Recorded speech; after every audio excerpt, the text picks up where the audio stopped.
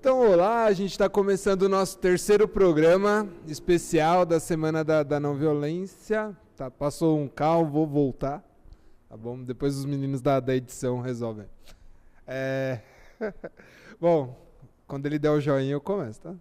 Então, olá, a gente vai começar agora o nosso terceiro programa aqui da Semana da Não Violência, especial da Semana da Não Violência.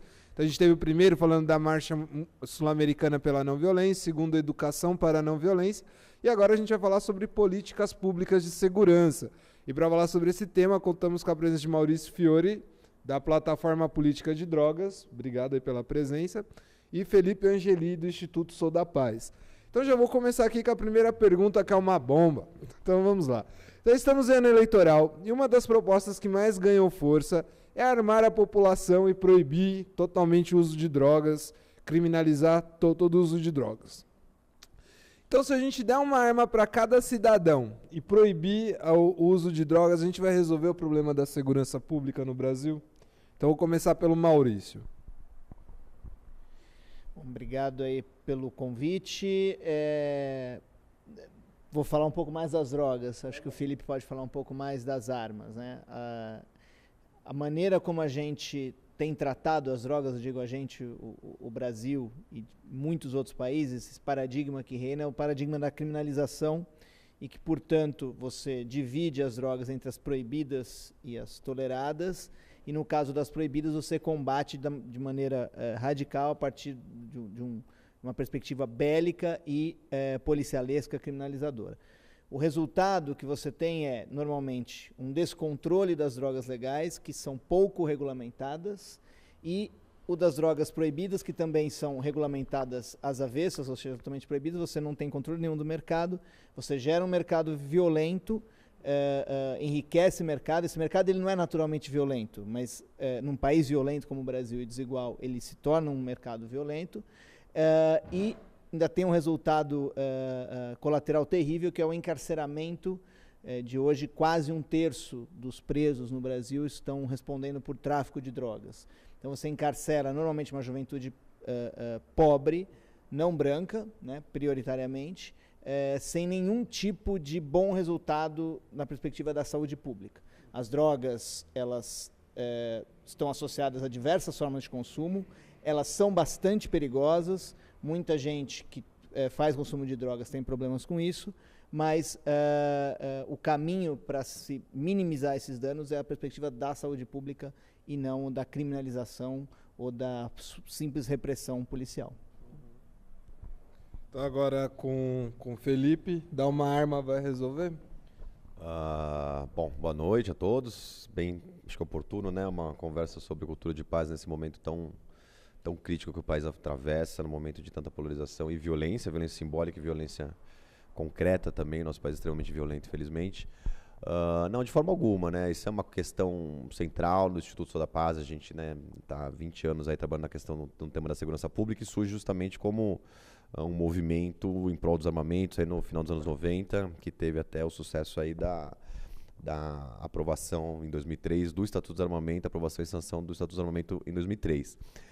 É como eu digo, né? Não se trata de uma opinião, não se trata de gostar ou não gostar de arma de fogo, se trata de um consenso científico nacional e internacional que estabelece em todas as pesquisas já realizadas, a partir de critérios científicos, técnicos, a partir de publicações publicadas em revistas científicas, revisadas por pares, que existe uma correlação inafastável entre o aumento da circulação de arma de fogo e o aumento da violência letal. Óbvio que a cada país outros elementos vão influenciar, mas a gente está falando de um consenso do nível do tipo fumar causa câncer.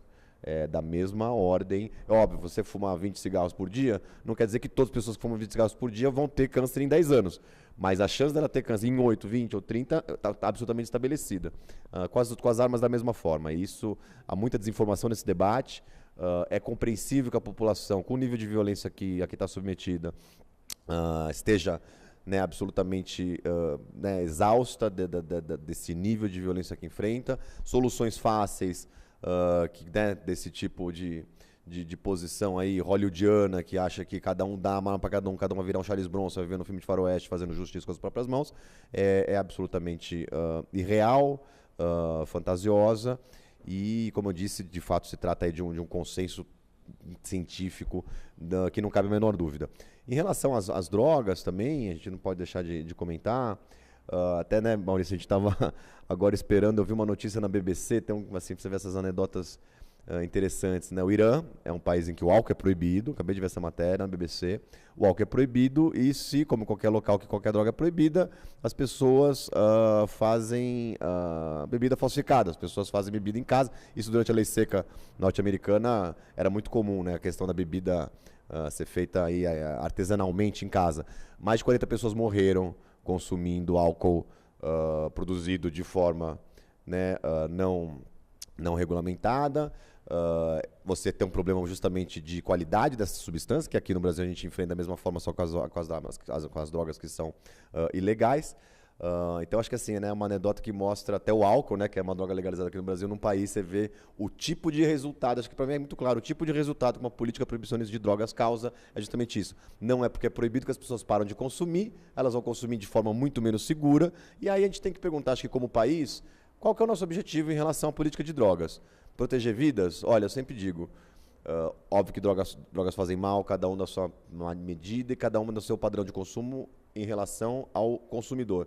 Agora, se a gente quer proteger a saúde humana, se você pegar todas as mortes por overdose, de crack, cocaína, inclui álcool, pode fazer o que quiser, mistura tudo, bota êxtase no meio, não se compara, num ano, não se compara o número de mortes que tem numa operação policial de subir um morro e trocar tiro com traficante, tiro de fuzil, como existe no Rio de Janeiro, em que você tem trabalhadores sendo mortos, você tem crianças sendo mortas durante o momento da sua aula de educação física na escola, né? A gente estava aqui discutindo de violência escolar, a gente teve aquele caso deplorável no Rio de Janeiro, se não me engano, no final do ano passado, de uma criança de 4 anos de idade tomou um tiro de fuzil enquanto estava na sua aula de educação física. Eu não entendo que consumo de crack faz mais mal, e não estou dizendo que faz bem, mas que consumo de crack faz mais mal do que uma política contra drogas dessa.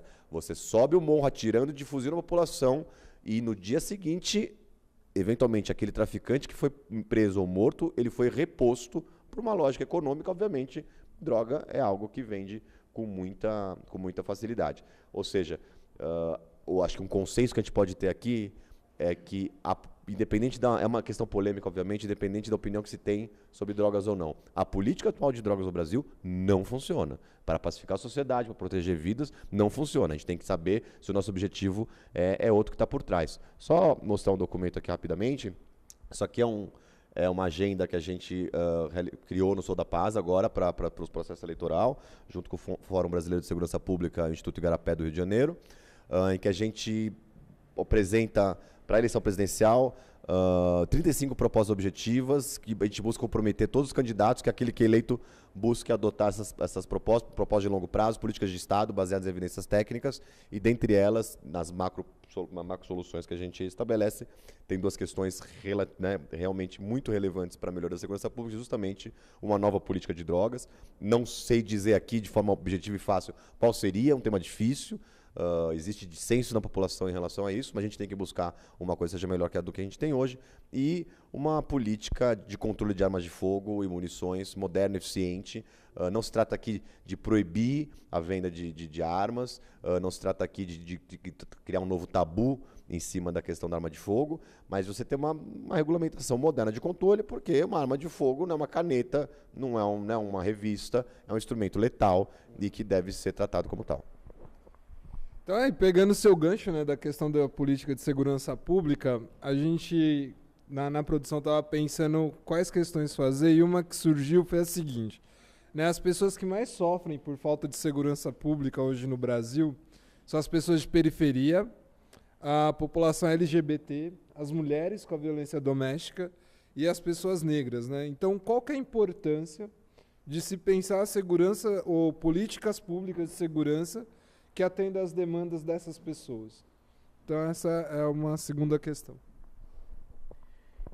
Eu acho o Felipe levantou um ponto importante do momento eleitoral que a gente vive, e acho que a questão da segurança ela, se não é a maior, está entre as 2 maiores questões que vão nortear. A outra seria o desemprego e a crise econômica, mas a questão da segurança está norteando a escolha do voto e infelizmente norteando para o caminho mais autoritário e mais simplista.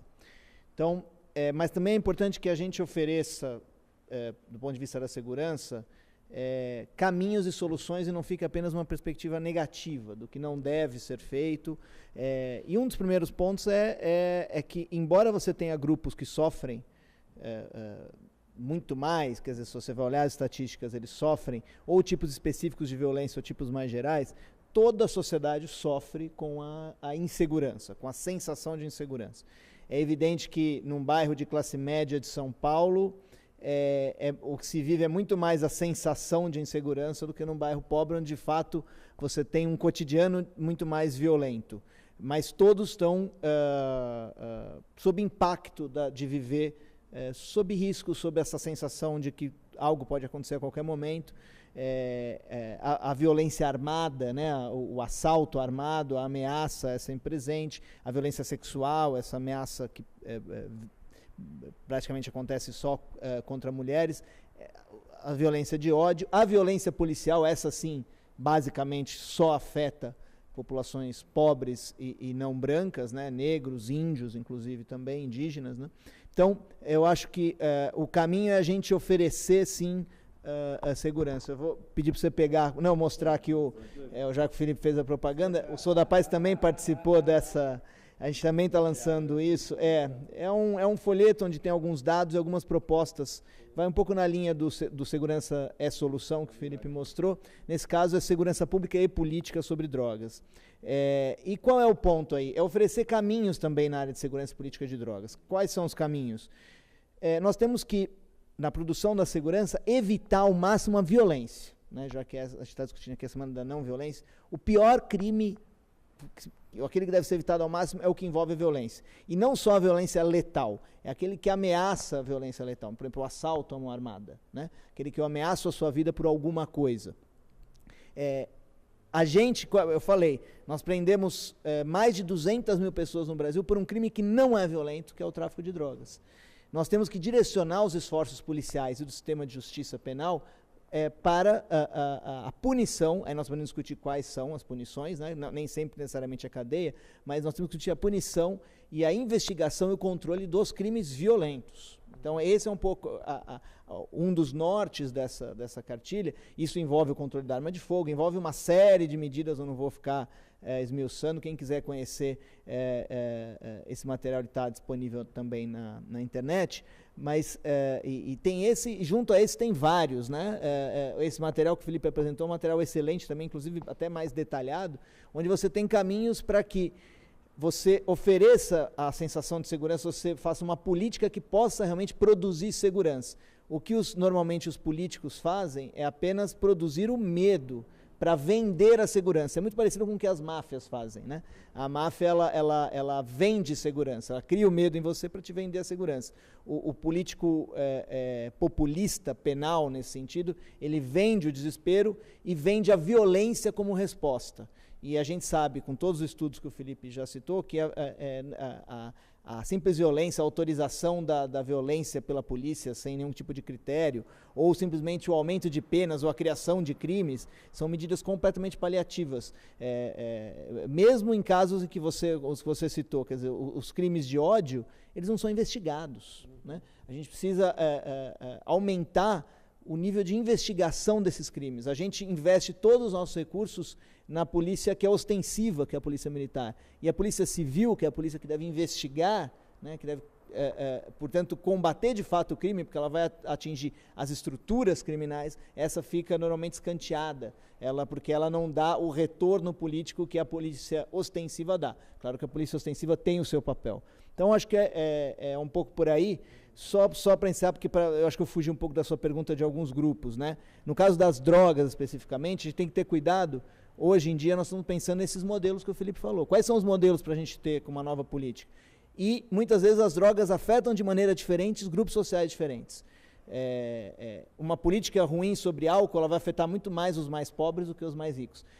Não só pela qualidade do que eles vão consumir, mas pela rede de apoio que os mais ricos têm quando eles têm algum problema, coisa que os pobres não têm. Isso não é só no Brasil, isso é em todos os lugares. Então, os modelos de regulação que a gente tem que pensar para o futuro, para as drogas que já são lícitas, como o álcool, e para as drogas ilícitas, como o caso da maconha, cocaína, tem que levar em conta a tremenda, profunda desigualdade da sociedade brasileira. Nessa é uma questão, de fato, né, a vulnerabilidade do abuso de drogas, ela se associa à vulnerabilidade social, né? A Cracolândia é um exemplo muito claro, né? Você tem consumo de crack na classe média, as pessoas estão nos seus apartamentos, só ninguém vê, só que aqueles que se abusam do crack são pobres, estão lá naquela situação de extrema vulnerabilidade.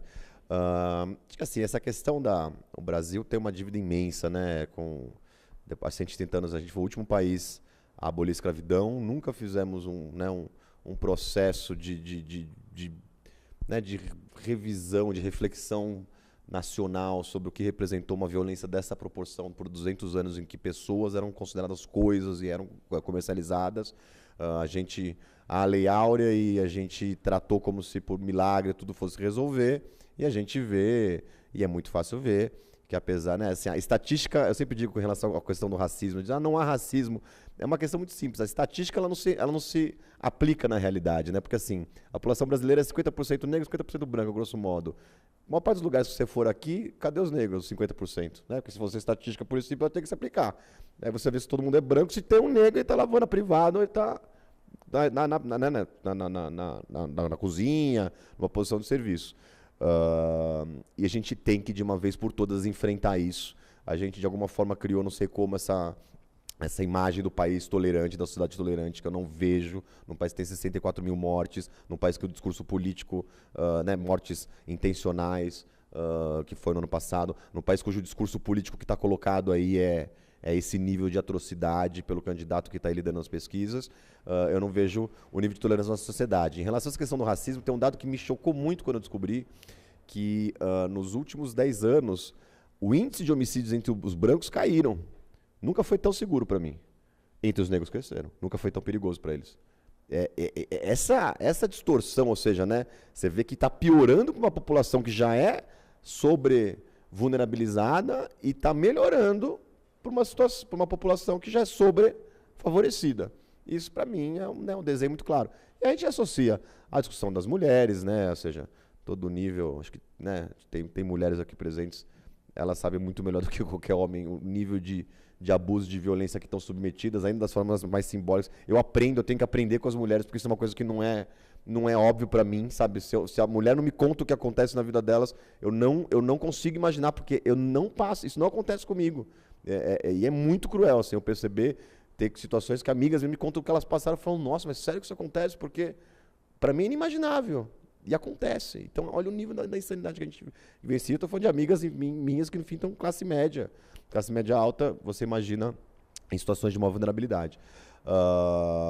E acho que assim, né, de forma geral, acho que, enfim, esses materiais que estão colocados, acho que o Maurício coloca uma questão muito relevante, que é a gente tem um problema hoje na segurança pública, que é óbvio, acho que nos poucos consensos que a gente tem no país hoje, mas o que a gente está perdendo um pouco a disputa de narrativa é que o outro lado está apontando o problema e oferecendo uma solução. Uma solução fácil, uma solução simplista, uma solução mentirosa, mas está oferecendo uma solução. A população quer basta.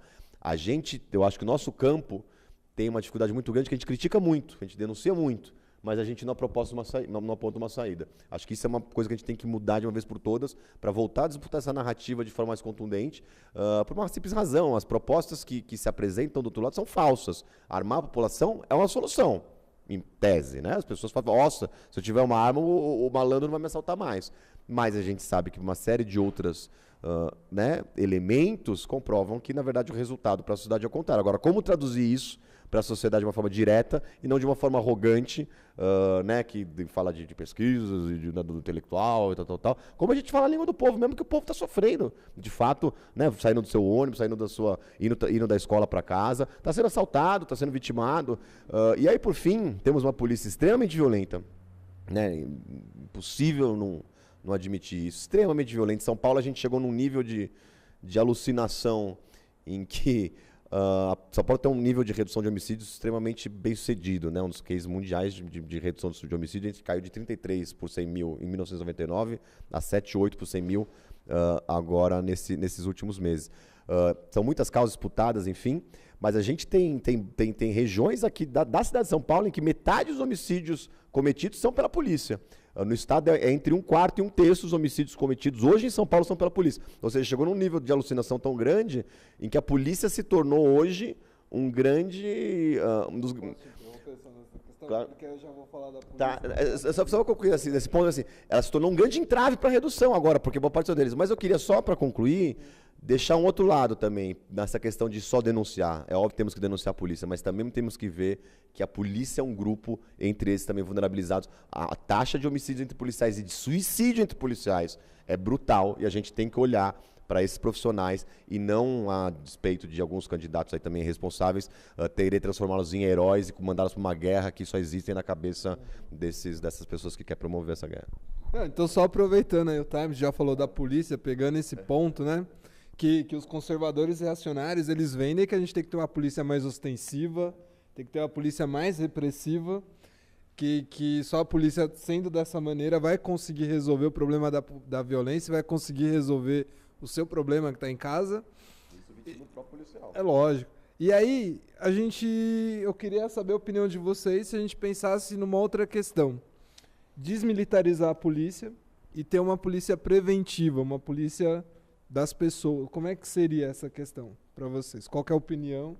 E acho que já dá até para fechar o programa com isso. Essa é uma questão controversa, né? Ela é controversa porque quando você fala muitas vezes em desmilitarização, você interdita o debate. Você tem um certo lado que acha que falar em desmilitarização é acabar com a polícia militar, demitir os policiais militares ou algo do tipo, né? Na verdade, o caminho que me parece, e a maior parte dos especialistas concordam, é uma reforma das polícias. E essa reforma vai no sentido de uma polícia que tenha um ciclo único, e o Felipe talvez possa falar um pouco mais sobre isso, que é mais do campo dele, mas uma polícia que você não divida nessa ostensivo e investigativo, né? Você tem uma polícia que possa fazer o ciclo completo de produção da segurança, porque senão você cria distorções nesse caminho. Tem uma distorção básica, né? E quem conhece um pouco mais de perto as secretarias de segurança sabe que a Polícia Civil não fala com a Polícia Militar, né? Você tem uma rivalidade entre polícias, e isso por si só já é um produtor de violência, né? Então, a polícia, a reforma da polícia é um caminho. Às vezes a gente pode até escapar de desmilitarização, escapar desse termo, porque isso acaba, às vezes, interditando o debate. É como discutir uma nova política de drogas, falando que você vai legalizar todas as drogas amanhã. Não, isso é uma coisa que tem que ser feita de maneira responsável, etapista, né? Porque é um debate complexo. Um ponto que, na reforma da polícia, para além da desmilitarização e do ciclo único, é prioridade da ação policial, que eu estava falando antes. Vale a pena um policial se preocupar em prender uma pessoa que tem uma pequena quantidade de drogas, levar a uma delegacia, registrar um boletim de ocorrência, mesmo que essa pessoa não seja detida por tráfico, ela assine lá o termo de uso, enquanto você tem pessoas que estão tomando uma arma na cara para perder o seu celular, né? E isso acontece basicamente com os mais pobres, não quer dizer que não aconteça com os mais ricos. Essa talvez possa ser a narrativa, como diz o Felipe, que a gente tem que dizer para a sociedade. Não é aceitável, porque segurança também tem a ver com justiça, né? A violência, acho que uma das definições de violência, a gente estava discutindo aqui nos outros programas, uma das definições é que ela é injusta, ela é a supressão do outro, né? E há um senso de injustiça no roubo, por exemplo. As pessoas se sentem ultrajadas, mesmo que elas só tenham passado por uma vez isso na vida. Então a gente tem que dizer, olha, as polícias devem evitar o roubo a partir de ostensividade, uma polícia comunitária que atue ali na região, e da investigação, porque você consegue desmantelar quem pratica isso com frequência. E parar de priorizar aquilo que não traz nenhuma segurança para as pessoas, que é, por exemplo, um garoto, uma garota, enfim, alguém portando uma quantidade de drogas. É tão ridículo isso no nível da denota que hoje, no jornal de hoje, você tinha, a quantidade específica eu não lembro, mas acho que são quilos e mais quilos de maconha, acho que são quase 50 quilos de maconha, foram furtados de dentro de uma delegacia no bairro da Liberdade de São Paulo pela porta da frente, né? Mas por quê? Porque a própria polícia sabe que esse encarceramento, essa apreensão, é apenas uma fábrica de salsichas que alimenta corrupção, violência, e não tem nada a ver com redução do consumo. E, enquanto isso, a violência, de fato, prospera. Então, acho que a reforma policial, além do ciclo único, o Felipe pode falar melhor, é no sentido da priorização da violência enquanto alvo policial.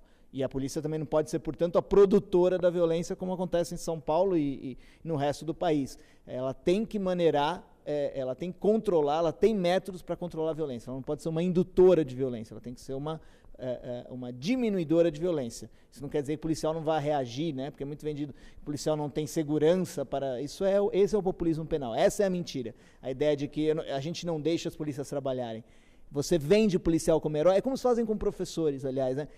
É uma missão, professor é um herói. Isso é falado só para você não oferecer boas condições de trabalho ao professor, para ele ter 500 alunos, circular em 3 escolas. E o policial é a mesma coisa, eu vou dar segurança, eu vou dar uma boa arma para o policial, aí ele trabalha, tem que fazer bico, e aí ele vai atirar, e depois ele vai morrer, vai se suicidar, vai ganhar pouco, e quando ele matar mais, isso não vai resolver absolutamente nada na segurança. Até temas que se cruzam, né? Se a arma fosse um bom mecanismo de defesa, os 80% dos policiais que morrem fora do serviço não teriam mortos, né? 80% dos policiais não morrem em serviço, eles morrem fora do serviço, em geral, reagindo a um assalto, a um crime comum, ou nessa coisa de você é policial 24 horas por dia, você tem que ser um herói e sozinho sair ele defendendo, enfim. Concordo totalmente com o Maurício nesse sentido de que ninguém é profissional 24 horas por dia, todo mundo tem direito ao descanso, todo mundo tem direito ao respeito dos seus direitos trabalhistas. E aí tem uma questão muito, muito complicada relacionada à questão, justamente como ele colocou, da reforma das polícias. A reforma das polícias é um outro elemento que tem que ser colocado, ele é polêmico, assim como a questão da reforma de política de drogas, porque são muitos modelos, são muitos mecanismos, as polícias, especialmente a Polícia Militar, né, em São Paulo, são instituições antigas, de mais de 100 anos, ou seja, tem um sentimento de pertencimento à instituição que torna muito difícil qualquer discussão de mudança. E eu acho que tem um ponto que a gente sempre coloca no Instituto Sou da Paz, que dialoga também com o que ele colocou, que é assim, o que tá bom? Então, reformar a polícia é um consenso, você não tem a menor dúvida. É difícil, como é que você faz isso? Porque é aquele tipo de engenharia que você aperta num canto e solta do outro, né? É complicado até porque os recursos são limitados. A primeira coisa que a gente tem que falar, bom, então, em considerando que é um consenso, tem que reformar a polícia, as próprias polícias concordam com isso, os próprios policiais. Assim, então, desmilitarizar a polícia, que virou esse clichê, né? Desmilitarizar a polícia. Sempre coloca. O que quer dizer desmilitarizar a polícia? É tirar o nome militar? É não ter uniforme? Também não, né? Porque toda polícia, em algum momento, vai ter que ter um segmento seu que vai ser uniformizado, como em qualquer país. É tirar o nomezinho de patente hierárquica militar? Também não. Você vê polícias nos Estados Unidos, na Grã-Bretanha, polícias civis, mas que tem o captain, o sergeant, porque você tem. Toda a força armada depende de uma organização hierárquica de controle que é relevante. Você precisa necessariamente repetir esse nome militar? Não, mas não é isso que faz uma polícia militar. A polícia dos Estados Unidos é exatamente isso. Você tem o sergeant, você tem o lieutenant, você tem o captain, mas eles são civis. São uniformizados, mas são civis. Agora, o que é uma polícia que não é militar? É uma polícia militar na acepção, para independente da palavra. É a polícia que não é treinada numa lógica de confronto, mas numa lógica de prestação de serviço à sua comunidade. A segurança pública é um direito social, assim como a educação e a saúde. A polícia ela tem que ser uma prestadora desse serviço e não um braço do Estado que declarou guerra a um segmento da sua população. Quando o ex-prefeito da cidade de São Paulo, de forma absolutamente irresponsável, anuncia que se ele ganhar, a partir de 1º de janeiro, a polícia vai atirar para matar, e felizmente foi logo desmentido pelo próprio comandante-geral da Polícia Militar de São Paulo, Coronel Salles, que é uma pessoa séria e responsável, você vê o exemplo desenhado desse populismo que coloca o policial em risco. E aí está a militarização da polícia. Quando você tem um governante, né, uma liderança política que fala, olha, a partir de agora a polícia não vai perguntar, vai matar quem, cara pálida? A sua população? Porque assim, o militar ele envolve a noção de inimigo externo. Que caso de inimigo que a gente tem aqui, que a gente tem que ficar tirando de fuzil em morro? Sabe, assim, óbvio, existem criminosos perigosos, a polícia tem o dever, inclusive, de reagir caso a sua vida ou a vida de outra pessoa esteja em risco. Tem menor, mas dentro de padrões técnicos que existem. E a Polícia de São Paulo, inclusive, é pioneira no estabelecimento desses padrões técnicos. Então, aí está colocado assim, a reforma é fundamental. Outra questão fundamental em relação à questão dos direitos trabalhistas. A Polícia Militar brasileira, constitucionalmente, ela é proibida o direito de greve. O direito de greve é um pilar da negociação trabalhista, do direito trabalhista, desde a Revolução Industrial. Agora, o que você tem como resultado? Você tem greve selvagem, como você teve no Espírito Santo, você teve na Bahia, você teve no Rio Grande do Norte, que gera um caos à sociedade, né? Um sequestro também da pauta a partir de pessoas com nível de oportunismo. E você não tem, dentro desse grupo social, dessas corporações, mecanismos de negociação salarial que são necessários. Ou seja, se você perguntar para os policiais se eles querem ter direito de greve, eles querem. E se isso... A Polícia Militar também é força auxiliar do Exército. Isso até meio caiu, já não tem muita executabilidade. Não que o Exército fique... por enquanto, é verdade, as coisas estão mudando meio rápido demais. Mas não que o Exército hoje ele fique muito fiscalizando como funcionam as polícias, mas a rigor poderia. Se você perguntar para qualquer policial se eles querem tirar isso, eles querem. Você hoje tem código infracional militar das polícias. Você pode prender um policial, um comandante pode prender um policial, se toca a bota suja, o cabelo mal aparado. Você perguntar para os policiais se eles querem que isso continue, eles não querem. Então, assim, o que é desmilitarizar? É isso, dar direito trabalhista para eles, acabar da minha forma até de uma forma de ver inconstitucional, uma polícia, que é força auxiliar do Exército, né? Com questão de prisão disciplinar, isso somos totalmente, e principalmente basear uma metodologia policial na questão de prestação de serviço à comunidade com respeito aos direitos humanos e à proteção da vida, sem dúvida. Agora, uniforme, nome, chapéu, né? Isso não há disso que se trata e muito se confunde nesse debate. Aí, para concluir a questão do modelo de completo, realmente o nosso modelo é totalmente anacrônico, enfim, específico brasileiro. A gente tem essa coisa das duas polícias civil e militar, que cada um tem um ciclo de polícia, né? A militar faz o ciclo ostensivo preventivo e a civil faz o ciclo investigativo. Isso gera problemas de gestão e de governança muito graves, mas coloca, vocês também como cidadãos sabem, a Polícia Civil e a Militar não conversam, e o que a gente tem no resultado, para concluir minha fala, e fazendo o coro que o Maurício colocou, é essa irracionalidade completa do sistema, no qual 30% dos presos são pequenos traficantes de drogas, são pequenos, tá? Não são os grandes caras que estão fazendo violência. É o cara que estava com 20 gramas de maconha, é o cara que estava com 10 pedras de crack, com 15 pinos de cocaína, que em geral é primário, vai entrar numa prisão, vai acabar saindo devendo de uma facção criminosa e aumentar o seu percurso criminoso, muito possivelmente, ou pequenos furtos e roubos, muitas vezes cometidos com pouca violência, inclusive por pesos primários. Isso dá os outros 50%, dá quase 80% do sistema. Assassino num país de 64 mil mortos no ano passado, são 11%. Ou seja, quer falar de impunidade? Vamos falar de impunidade, legal. Ninguém é a favor de defender bandido, não, porque o pessoal fica falando, não defender bandido. Agora, vamos pegar, de fato, quem é mau. Vamos ir atrás de quem, de fato, gera maior dor à sociedade, que é a perda das pessoas, essas pessoas que deixam suas mães, seus irmãos, enfim, assassinados. E por que isso acontece? Porque é muito simples. Com polícia militar, primazia de polícia militar dando rota na rua, você pega traficantezinho e pequeno ladrãozinho, que é o que você pega em flagrante. Porque o assassino, é difícil você pegar em flagrante. O assassino você precisa de investigação, perícia, você precisa de um trabalho, né, de fato um trabalho policial investigativo. E aí você tem esse modelo em que você aumentou nos últimos 10 anos 350% da população prisional, a impunidade não estou vendo onde ela está, e ninguém está se sentindo mais seguro por isso. Por quê? Porque quem está preso é a molecada pé de chinelo, para falar português correto, e quem é mal de verdade, entre aspas, está aí na rua porque a gente brinca de segurança pública com a bênção dos nossos líderes políticos. Então, por isso que a gente tem que pensar bem quem a gente vai votar no dia 7, né, que já está chegando, já é no próximo fim de semana. Então vamos pensar, não é colocar mais polícia na rua que vai resolver o problema está mais embaixo. Acho que faz só um complemento de tudo que a gente já discutiu hoje aqui, né, do que é a violência, da educação para a não violência e de novas políticas para a segurança pública. Então queria agradecer a presença de vocês, do Maurício, do Felipe, obrigado. É uma salva de palmas, né, para o último programa, terminando.